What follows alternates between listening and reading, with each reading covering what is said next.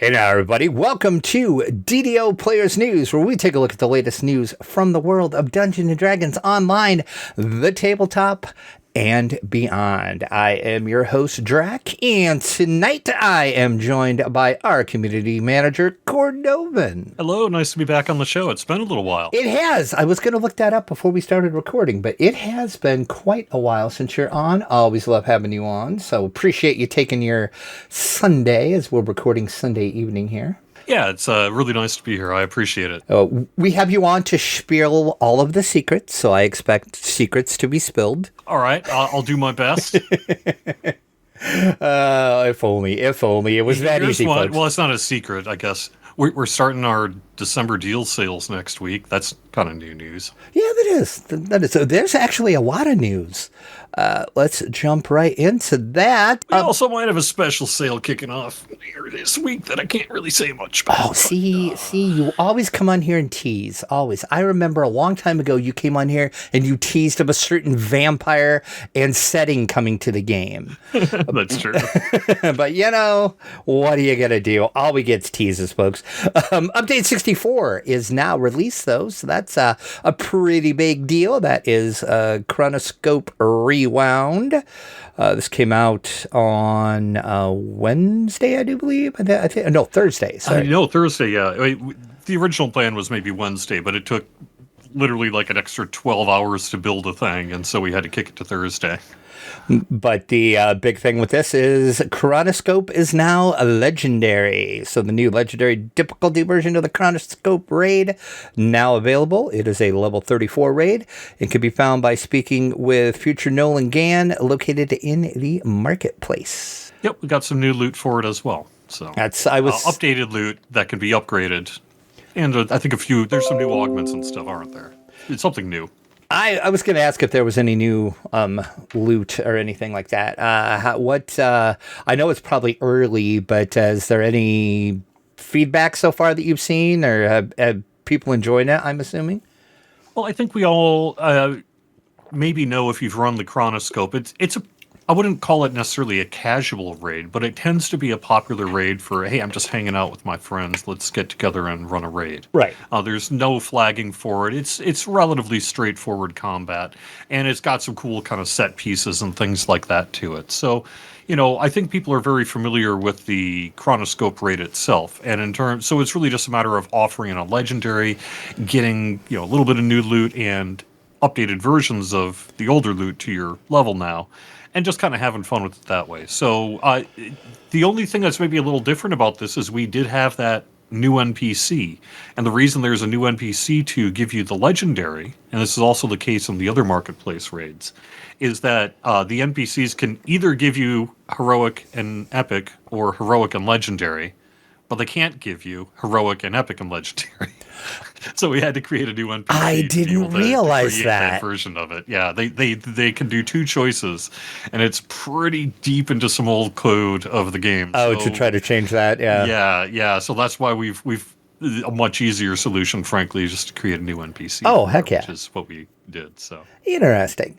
And I don't know if we've talked about this, or maybe you've been asked this before, but why Chronoscope? Was there any main reason behind that, or just not really? We do want to provide updated versions of our raids for legendary when we can, right? And Chronoscope is relatively easy to update to legendary, and so we were able to fit it into a pretty busy summer and fall schedule in a way that made it viable. So right. Why Chronoscope versus, say, Tower of Despair would be that Tower of Despair would probably be something not entirely dissimilar to an adventure-sized content development cycle to really truly fix up. Whereas Chronoscope is something that we can do some work on to update the stats and the monsters and the loot, do a few other bits to it, and then offer it in a way that just made it viable while we were doing all this other stuff here. This, release our expansion, Vecna Unleashed, and do the Illithid Invasion and everything else. And then also, not just the legendary chronoscope was in this update. We did get some balancing game changes as well. A copy of the expansion pack Claim Bender is now added into the Hall of Heroes. I like that little quality of life improvement. Very much so. Secret loot from the skeletons in the closet can now be purchased with raid runes. You won, forums. You won. I was about to say, there's a lot of people on the forums that are cheering for this because I know a lot of people wanted this. I was on record as saying publicly, maybe during a live stream or something, a while ago, when Skeletons in the Closet first came out, that I actually think the loot should not be purchasable with raid runes. Philosophically, I think it's okay to have secret loot that remains secret loot. Right. But the forum said, you know who's wrong? That Cordovan guy. That guy sure is wrong. And that's fine too. So we got it done. And this is, I think, my favorite patch note out of this whole update. There are now mailboxes, mail urns in Ravenloft. A mail urn. I love it. But yeah, as a lore person, that kind of annoys me a little bit. I'm going to be honest. I get it. That's why I wasn't there to begin with, right? Yeah, I know. But then, of course, you can leave Ravenloft once you're there, too. Again, that kind of annoys me, but I just love it. I love it that they're mail urns. Now, was that a huge discussing in the office? Please tell me you guys had many meetings about that. And if it was, I wasn't a part of them, I have to admit. I learned about this when I saw it in the release notes. I can just imagine. Like the change list. I can just imagine developers going around. Should it be coffins? Should it be urns? We got to stick with the Ravenloft theme here. What are we going to do? That is so awesome. Mail urns. I love it. Now, see, I would say some kind of bat-like pigeon system would be the way to go, where you're tying it to the feet of bats, and they somehow know how to get into and out of Ravenloft. Damn, there you go. I love that idea, too. Speaking of Ravenloft, the dialogue options for the transport NPCs have been reordered so that the quests appear in the order they are introduced in the introduced by the Arc Giver NPC. That's another little nice quality of life thing, because it can be kind of confusing because there's so many quests and so many quest arcs. Yeah. Every time you go, okay, so which one's this? Yeah. You don't have to do that anymore. Yeah, that's another I just love the little small quality of life things that just pop up like this. Speaking of the quality of life, how about a fate spinner in Wynwood Hall? So that's also kind of awesome too. You don't have to leave to talk to your fate spinner. So then a lot of bug fixes. You can go over in the show notes, and I got a link directly over to the notes on DDO. There is a ton of stuff. I don't really know if there's anything huge, unless you think there's something huge we should cover in this, because it's quite the bug fix list. I didn't see any. No, yeah, nothing that you couldn't just read on your own. Yeah, because I didn't see anything that was like, oh my god, that is fixed. You know what I mean? It's like, theoretically, we fixed I say theoretically, it's in the release notes as fixed, and gosh, I sure hope it is. And the answer is Sanyazi in Monastery of the Scorpion is no longer going to randomly reset. That's been kind of a long-standing one that we think we maybe finally got, so we'll see on that, but hopefully. And then there is an engineering patch note in here that I don't understand what this means. Maybe you can explain it. Hirelings now have a different type of map note compared to players. So if you open up or see on the little upper circle map, like on the screen, hirelings had been listed the same as player members on that screen. I can't remember. Unfortunately, I'm getting my Locher and DDO confused. Is it red or is it yellow? Kind of yellow-green in DDO. I can't remember which one it is now. But whatever it is for the player character is what it was for the hirelings as well. And so now they have their own color. So when you're trying to find your friend, as opposed to the hirelings you parked a while back. Gotcha. Okay. That makes sense now. I was just like, I don't know what this means. Okay. Kind of like that. There is some known issues. The monsters in the legendary version of the Chronoscope are currently not counting towards Monster Manual as expected. That I am assuming you guys are going to fix in a next update, I would guess. It's true that known issue is as expected, isn't it? But at the same time, we're working on Unfortunately, it. that usually happens. Sadly, it's one of the things that tends to often kind of drop in the flurry of checking everything in, and if you two, and sometimes we haven't had time to do it. In this case, we'll get it in as soon as we can, which is actually something like Wednesday. So. There you go. It is sometimes possible for your character not to render on the screen after you enter the end fight of the chronoscope. Teleporting or logging out and back in can help you to reappear. That really is part of, well, honestly, it's a little bit of part of why it came out on Thursday instead of Wednesday. But we ran into that during our kind of final checks of Legendary Chronoscope, and we were like, okay, this could be bad, right? How do we fix it? Yeah. But in our research for it, we are aware that it has also been a rarely reported issue for a very long time in that space. And so clearly it's already happening to some people on live, perhaps more rarely than it is now, although we don't think that's even true so far, at least since release. We haven't actually had any reports of it. But it happened during those kind of final testing checks, and so that's why we put that into the known issues.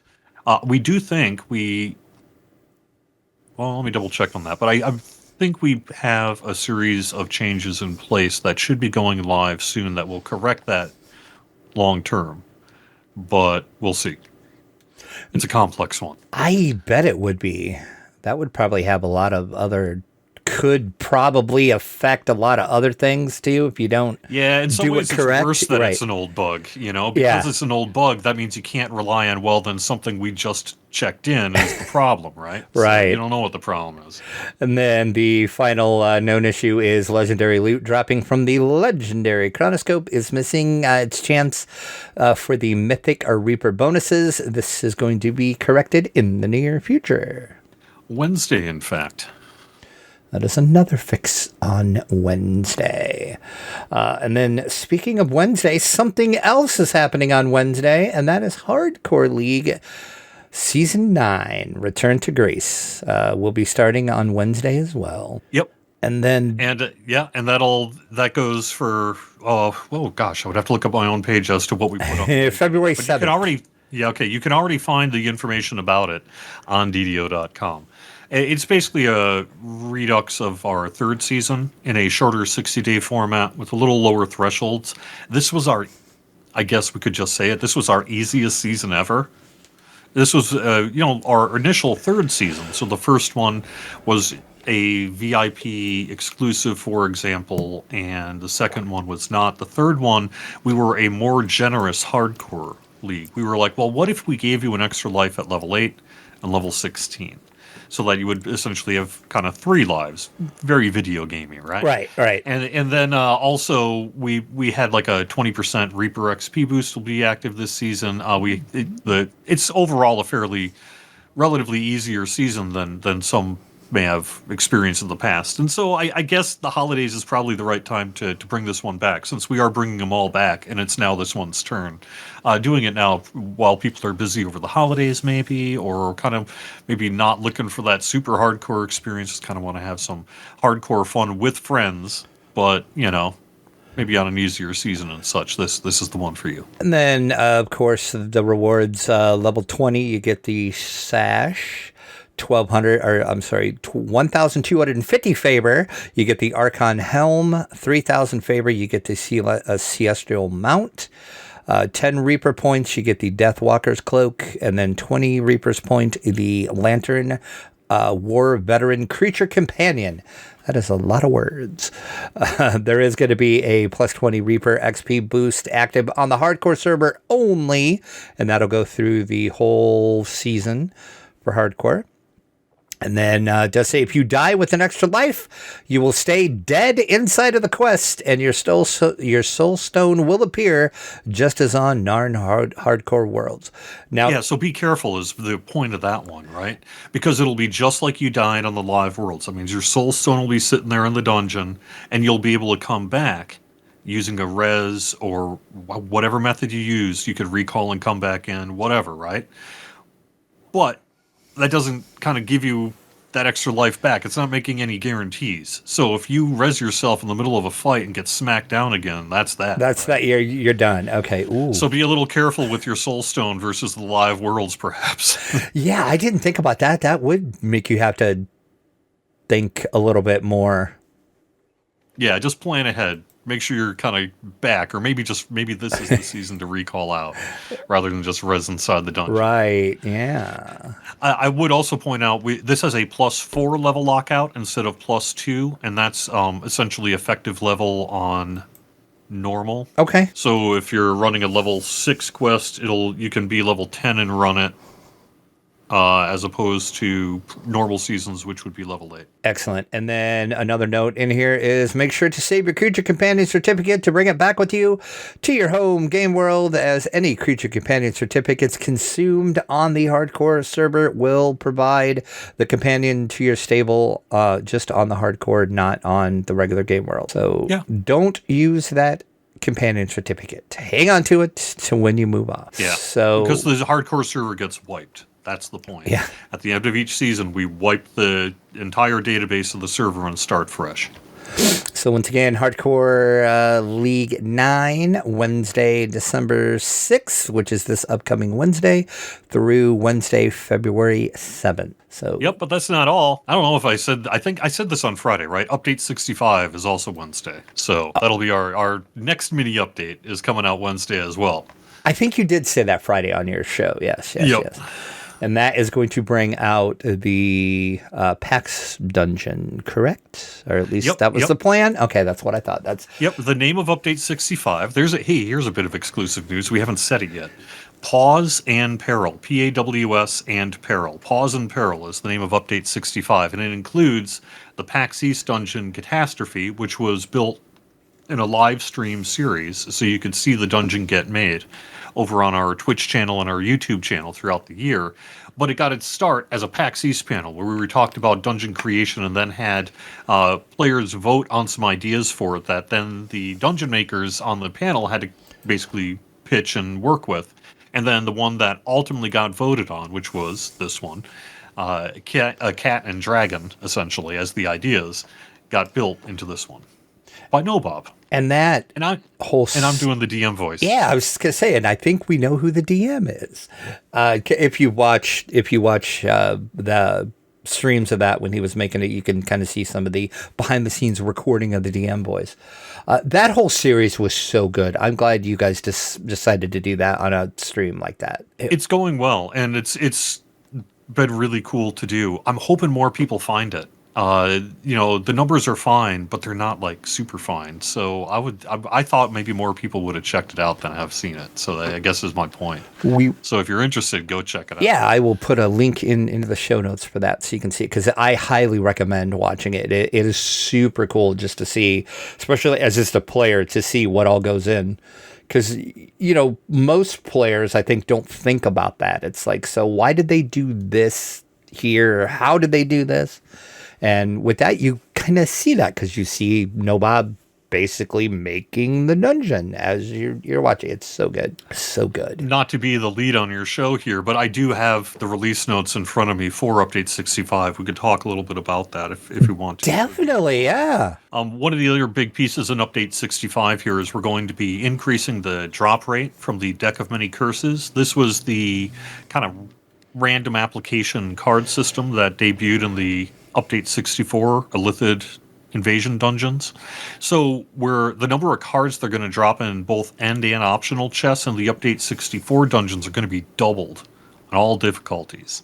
And then the end reward lists for legendary sagas are going to offer cards as an option, like Mr. Ravenloft, Feywild, Sharn, both Cogs and Sharn, Saltmarsh, Dread, Vecna are going to drop 30, 60, 90, 120 of a specific kind of card here with Update 65. What we're doing is we're seeding more cards into the environment. I know there's a forum thread where there's a few people who are like, I got tons of cards and I got so many decks, I don't know what to do with them, and I'm set. But in general, I would say that the feedback we've been getting from the wider community is that that is not the case. That is definitely not the case. They would appreciate an increase in the drop rate, and so we're responding to that. Excellent. And then we are fixing a few bits from Update 64 that I guess I don't really need to get into too much else, but a few bug fixes there as well. And then the third bit in Update 65 is the Jester of Festival's going to show up. And the reason that's part of Update 65 is the new cookies are in it. So as of next Wednesday, you're going to be able to turn in your copper, silver, and gold Festival coins that began dropping this past week to the Jester for new cookies. And there's some good ones, man. Steel Star and others came up with at least one incredibly great idea. Excellent. Those cookies are so fun. I'm very excited for people to see this. Oh, I can't wait. And which one is that? I mean, I know you're not going to say what it does, but which is the cookie that... Cordovan's recommended cookie is the Rezia cookie. The Rezia cookie. Okay. Get the Rezia cookie. I'm writing that down. I'm going to remember that, and I'm going to grab that with my coin to see what cool things await. So, yeah, once again... It's random. You're not going to get to pick. So okay. You turn in 3... 2 or 1 of the coins, and you get a random. Oh, that's right. Yeah, it is a random. I forgot. It's been, a year since Festival, so I forgot that it was random. But as you said, coins are dropping now, and the Jester shows up Wednesday, you said, with the update. So you can turn those coins in and hopefully get that cool Arisia cookie that we can see whatever it's going to do. Let's jump into the store sales real quick. Now through December 7th is the Determine Your Discount sale, which is always good. You can save up to 30%. What it is 1 or 5 items you can save 15% on, 3 items you can save 20% on, and then 1 item you can save 30% on. And that's just by entering codes save 15, save 20, and save 30. This is a system that discount system that debuted with the new DDO store in August 3rd. And this is the second time we've run it. It's got a few kind of user interface things that maybe we can work on for the future. But the way it works is you'll apply these codes to your account through Redeem Code. And then during checkout, you will have to check a box whether you want to apply one of those discounts to the item. It doesn't stack with anything that's already on sale. That's why part of the reason why it is like that. So you're applying it to your account, and then you're picking the item that you want to. I've heard some reports from the weekend that there's some inconsistency in your ability to click the button during checkout if you swap characters after applying the code. So others besides myself will have to look into that on Monday. But my recommendation would be to apply the coupon really at the time you're going to buy the item that you want. Okay. And then once it's applied, you'll have the checkbox, and you can check it and apply it to whatever you want. And then also on sale at 20% off is select enhancement trees, select cosmetic outfits, select cloaks, also select hair dyes, and the weekly coupon code gives you the free wand of False Life with the coupon code False Life. Enter that in the store and get the free wand. That is through December 7th. Then we'll get new sales then. So make sure to use that. Determine your discount before December 7th. Is there anything else game-wise you want to talk about, or can talk about, I guess? That's a good question.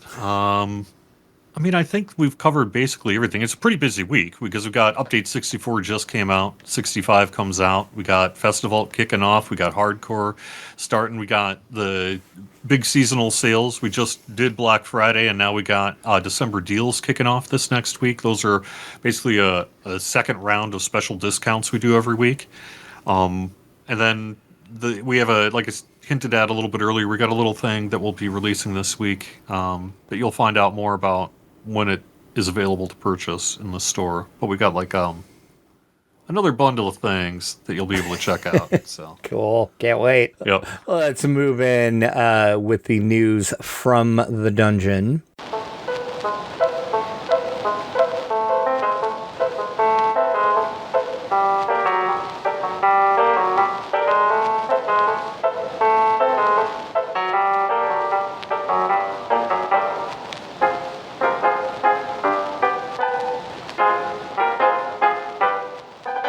And this news blew my mind when I seen this. Me too. History was made. Yeah, because as somebody who lived through the quote unquote a satanic panic of the 80s, if you would have asked me back then, would we ever have Dungeons and Dragons postage stamps? I would say there's no way. But yet in 2024, Not in Reagan's America. Right, exactly. In 2024, we're going to have D&D stamps. The stamp. No, I think this means we won. By the way, I do believe yes. Yeah, if the government is printing D&D stamps, I think we're okay. The stamp does mark the 50th anniversary of Dungeons and Dragons, which is coming up. I love how in the press release it's always described by the owners as the world's greatest role-playing game. That's always in press releases all the time. It cracks me up. I don't think I've ever heard Hasbro WotC call it the world's greatest role-playing game, but everybody always says that in press releases. You can get these in select post offices themselves, but they said mainly these are going to be available online.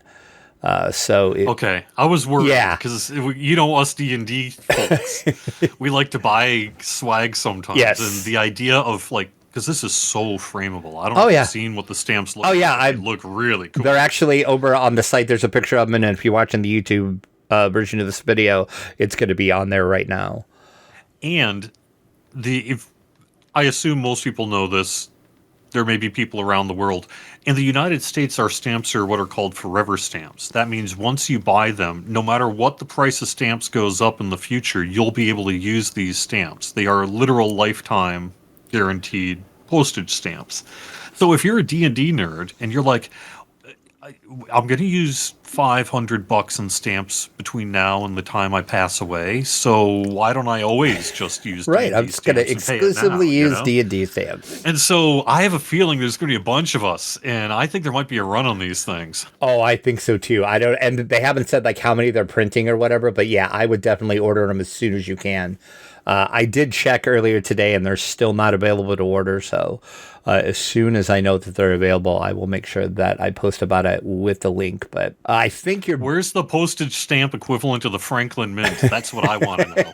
We need them on the case, man. Right, exactly. This is just so awesome, though. I'm just like I said, I grew up when, I had to hide the fact that I played D&D. And now it's just oh, yeah, I can put that on my... I don't know, but I was thinking, how often do I even need a stamp? Very rarely. I just did the calculation above. I was like, okay, but it's cool. Let's just say my life expectancy is X amount of years. How many stamps do I actually need for those years, and what does that cost? I'm not sure I'm even at a couple $100. Right, exactly, because I'm just trying to think. I'm like, what? When's the last time I actually mailed something? And I can't even remember the last time because, everything is online now. I pay all my bills online. I guess I could see it for if you send a birthday card or you send a Christmas card. Yeah, these are going to be the best Christmas stamps for sure. Hell yeah, they are. Who wouldn't want a red dragon on their Christmas card? Come on. So yeah. Who would have thought? What a world we live in when Dungeons and Dragons will be gracing our stamps in 2024. Let's move on the screen.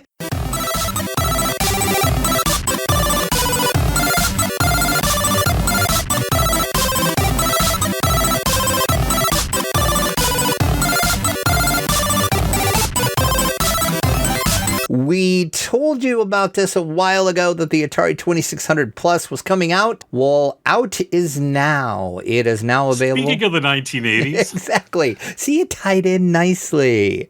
This is a modern-day faithful recreation of the console that first appeared back in 1980. It is officially... No, 77.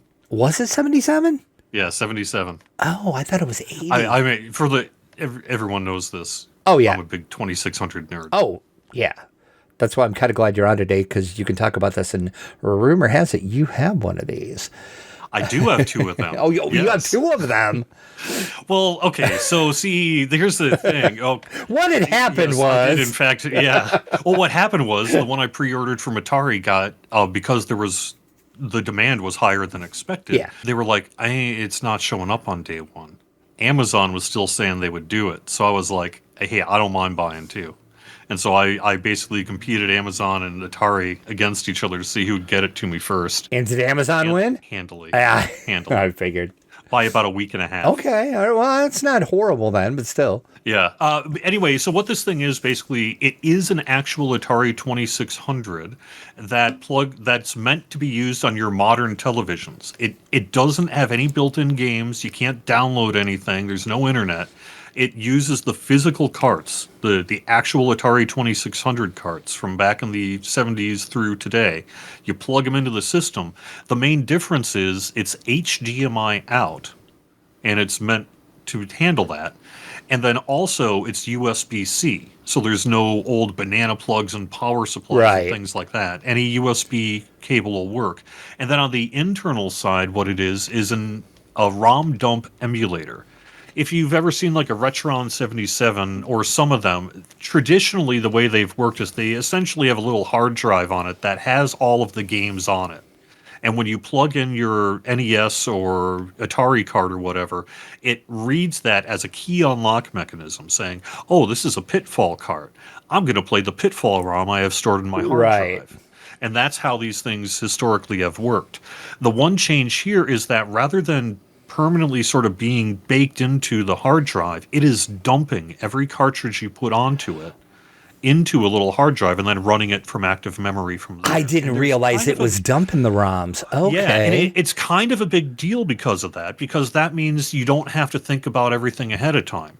You know, everything from the European release or the French CCAM display version of Fatal Run 7800 versus the NTSC version, all that stuff just works. So whether you got old PAL carts or NTSC carts, it just works. And so because it just dumps it into active memory and then plays it, all the old paddles work, all the old joysticks work, and they made new joysticks that not just work for this, but work for all the old original hardware as well. So they are in 2023 making brand new 2-spec Atari 2600 joysticks, and that's kind of a big deal for us Atari nerds as well. I will say though, as much as I've hyped it up, there are a few caveats to it, and one of them is that it does have some compatibility issues. Not every game will run on it.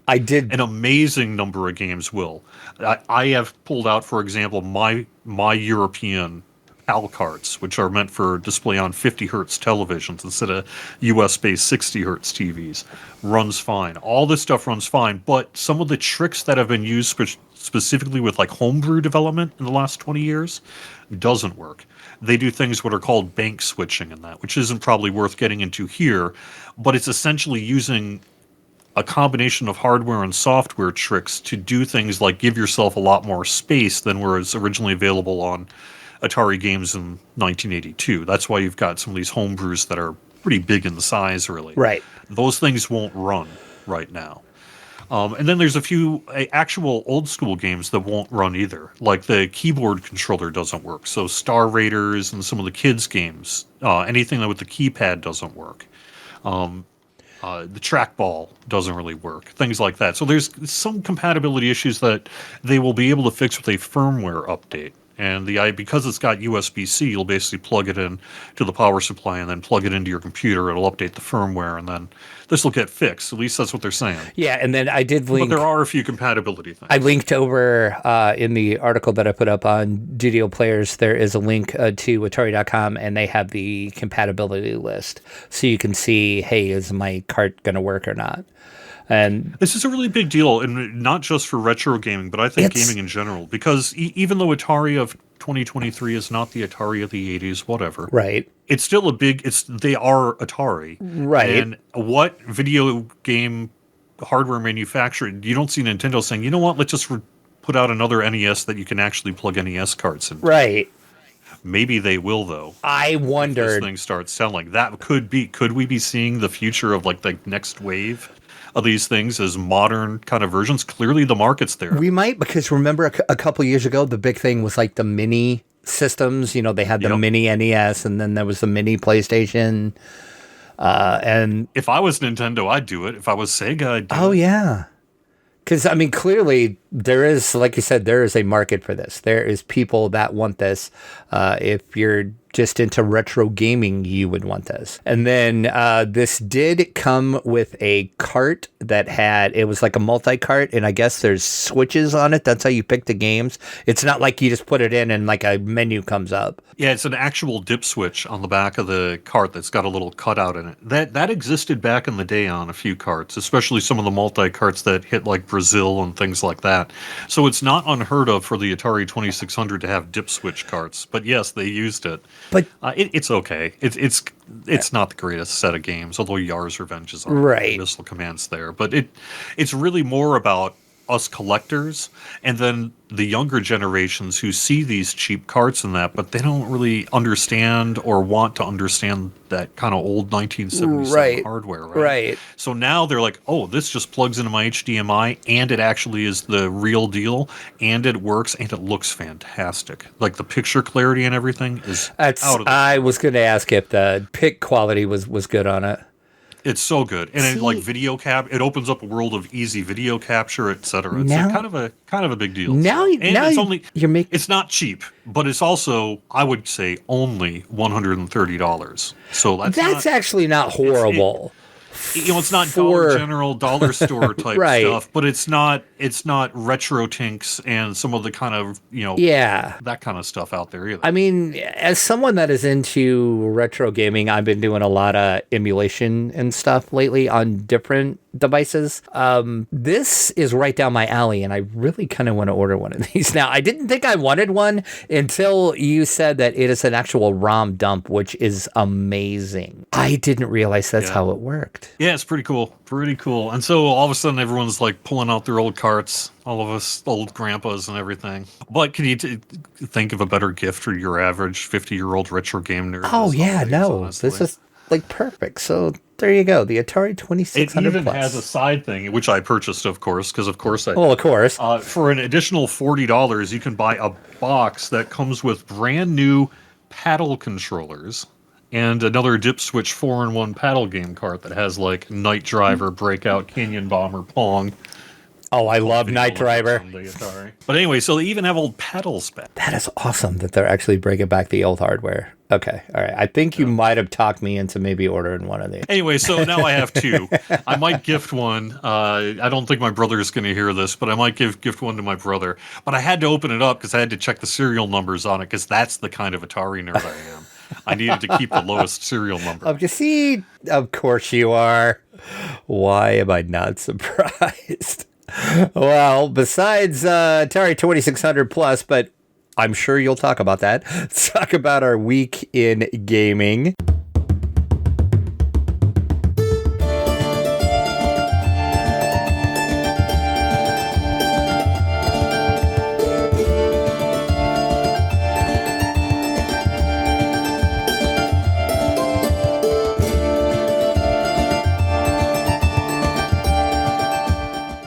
I will go first. I actually played quite a bit of DDO in the past couple weeks.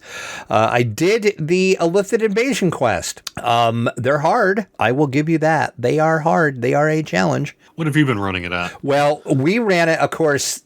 I was way under level. I was only level 26, and I didn't think I would be able to get in them, but Evil Beaker wanted to run them, so Beaker and I ran it with can't even remember who we ran it with now. I'm sorry, I apologize. But anyway, we ran in just on normal,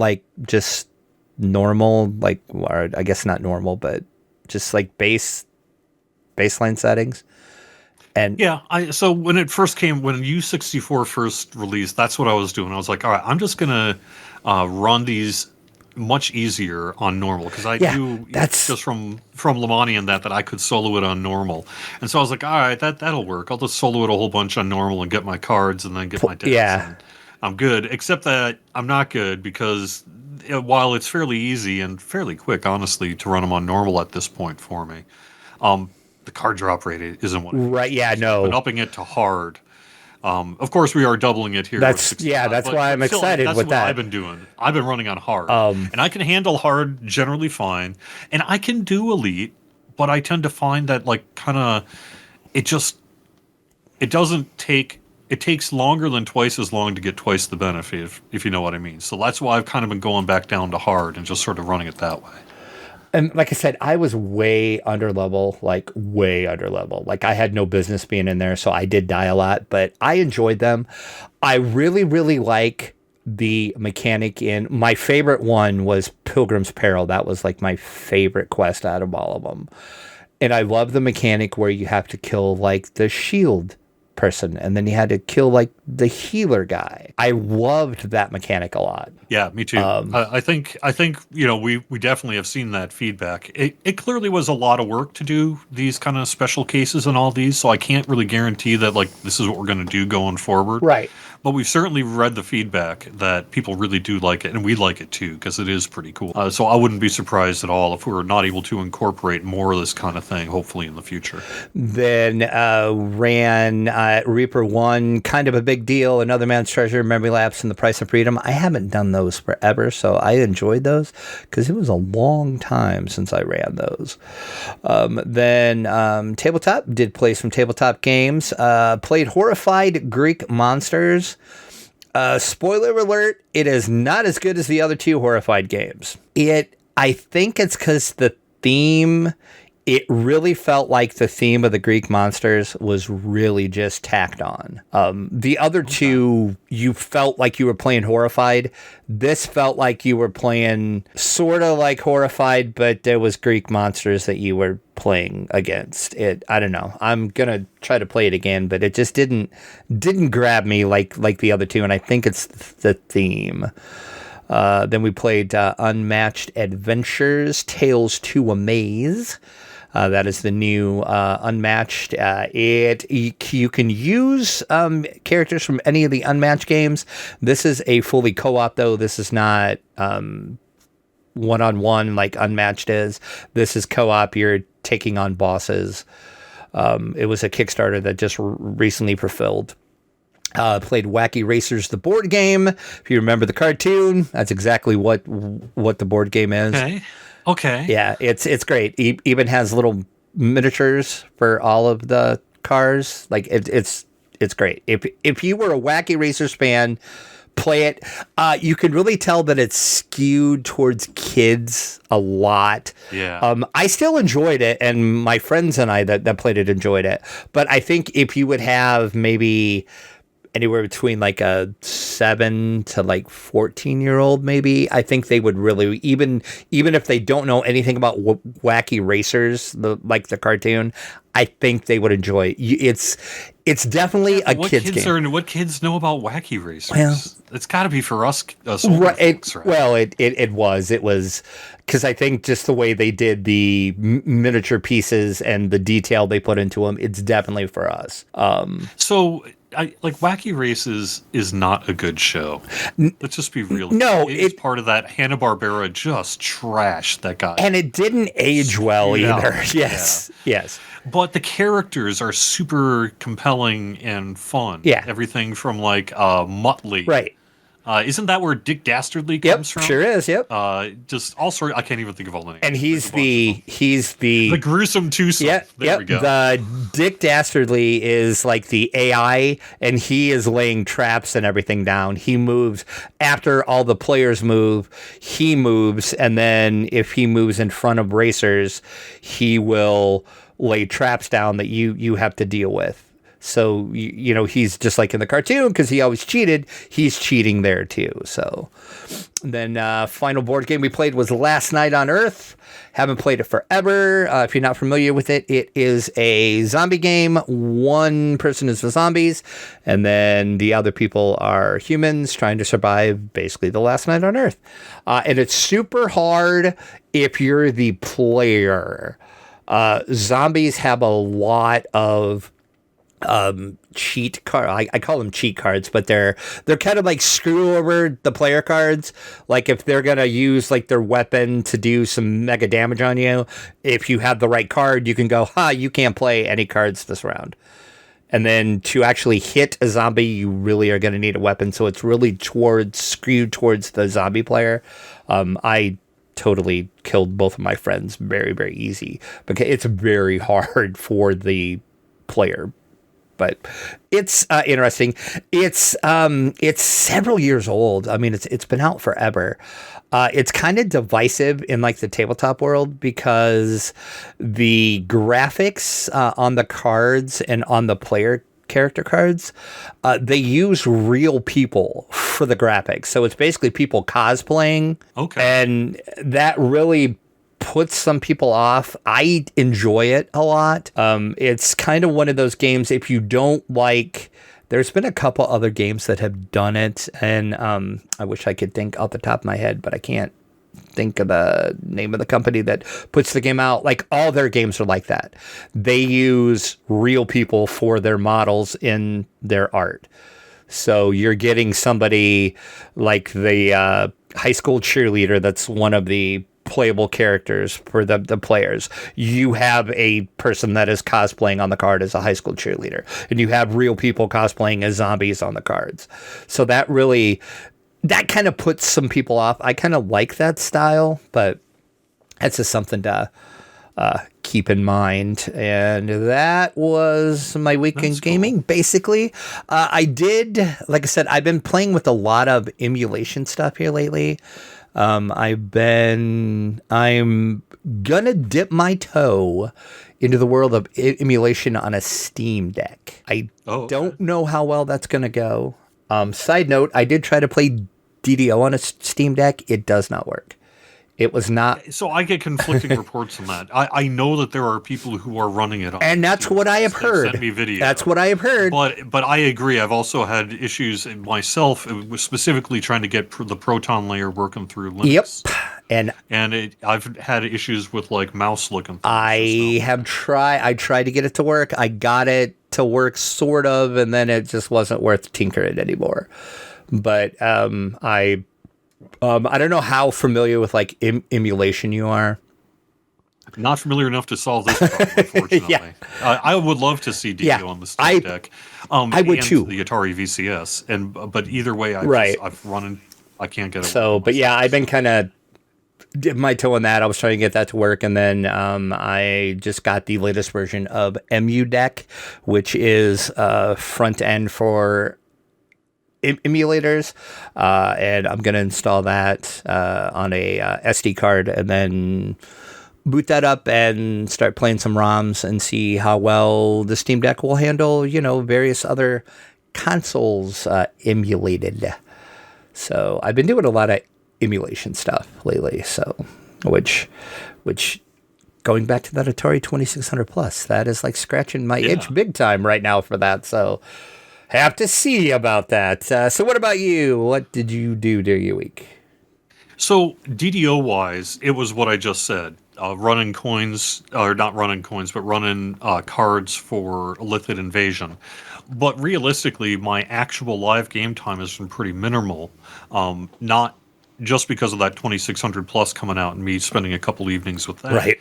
But also specifically because I've been focused on Extra Life, and all of my evenings have been sending out emails to get everyone all their incentives and everything. That's got to be a Herculean task. It's easy, but it is time consuming. All said and done, I'm probably putting in something like 30 to 40 hours on it. Oh my God. So it's a lot. It's kind of a lot. Kind of maybe too much, right. But it's fine. It's fine, and it's easy work. It's just copy pasting. But every year it gets a little easier, shorter, because I get smarter about it, and that's the case this year as well. But still, it was a bunch of work. So usually in the evenings, when I was done with everything I needed to do for the day, fairly late at night, instead of logging into DDO, I would go call up my spreadsheets and take care of another 50 to 100 emails or whatever while I had something on Netflix or whatever in the background. So that honestly has been most of my past week. But I have been running Update 64 because I do want those cards. And then also I have a recent tabletop thing too, kind of excitingly. Just in the past couple of months, I've been getting back together with Flimsy Firewood for tabletop game days on like Saturdays. Oh, excellent. We sort of like make a lunch and then spend the afternoon playing like kind of hobbyist style board games. Yeah. And there's enough of us now that we got a good 4 to 6 players to do this.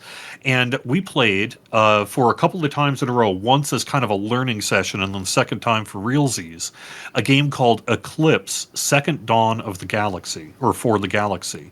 And it is a fantastic game. It's a expensive game. It's one of those like $160 board games because it's got a billion little plastic pieces and stuff on it. But the quality of the set is really high. Like the quality of the board and the pieces and everything looks fantastic. But most importantly, it scratches a lot of the same itch that somewhat insurmountable games like Twilight Imperium do, but in a way that, while still long, is much easier to sort of wrap your brain around and actually play.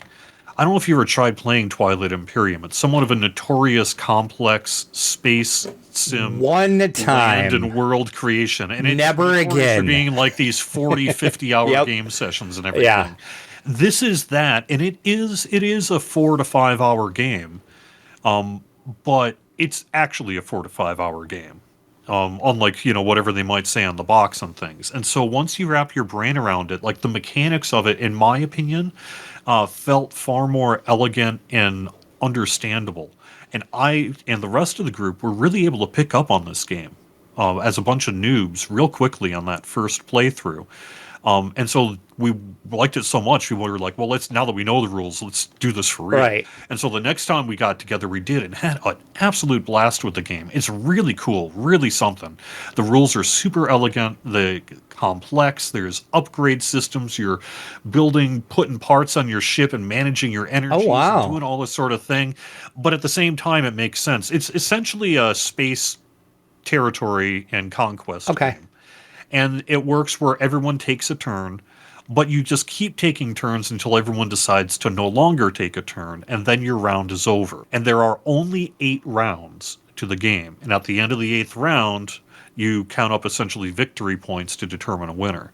But within that 8 rounds, there's everything from like trade partnerships and alliances to military conflicts to resource gathering and mining and research and intelligence and 1,000 other things. It's really, really something. Really neat. That does sound amazing. But it is a pretty serious game. This isn't this isn't for the Sushi Go crowd. Right, you know what exactly. I mean? Yeah. Not that I hate Sushi Go. It's a perfectly good game. But I just mean this is a pretty meaty game. But if you're into a meaty game that is like not Twilight Imperium meaty, but definitely not Risk either, this is right where it needs to be, in my opinion. Well, I will have to look into that. I have never actually heard of the game. So do you know if it was a Kickstarter or was it just like a straight to retail game? Yes. It was a Kickstarter? I don't know its history, but I did see at one point there was a Kickstarter. Aren't they all these days? Yeah, exactly. That's, 97% of your board games are going to be on Kickstarter or GameFound or some other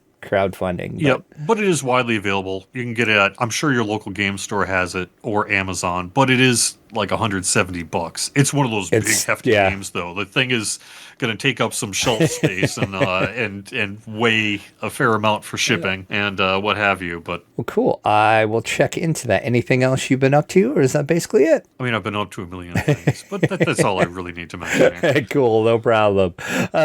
We do currently have 12 supporters over on our Patreon. If you would like to help support DDO Players, you can go over to our donation page and support the Players Alliance, which is the podcast network we are on, over on our Patreon page. That money is being used to support many things like podcast hosting, website hosting, to pay for the live shows, everything like that. Every bit of that money goes into something for any of that. That money's not used for anything else other than to keep both shows going, both websites running, all of that. If you would like to donate without going on Patreon, we've had a couple people do that.